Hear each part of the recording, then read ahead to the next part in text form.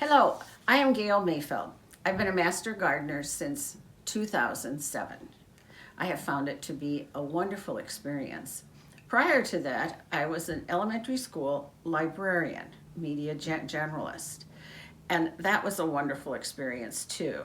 And I'm very happy with Sally to have had this opportunity to get back into books and get my hands on some new books and some books that will get your children appreciative of the outdoors and gardening.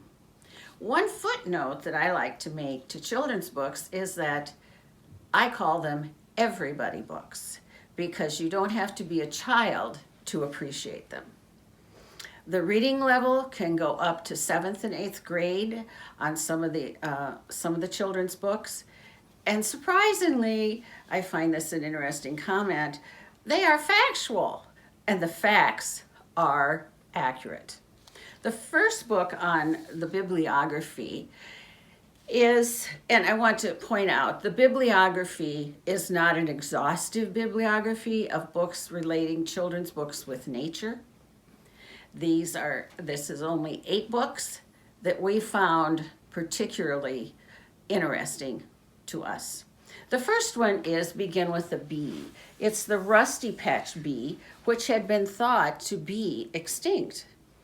Not extinct, but it was endangered. They hadn't found it in Minnesota for a long time. It has been found in Minnesota.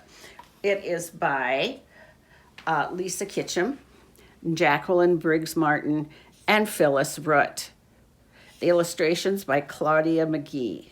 It's very relevant and a beautiful book in its stylized projections of how Begin with a Bee, how the rusty patch bee lives. And it lives in the ground.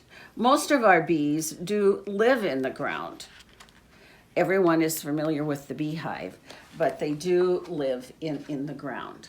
This begins to show the tunneling system that they make, how they live, and all the illustrations. And there's this one that shows the progress of the bee. At the end of this book, let me see, The Rusty Patch Bumblebee. 10 things we can all do to help. It's always important in these books to look at the entire book because the children's books offer a great deal of additional information, not just the thumbnail sketch of the rusty patch bee.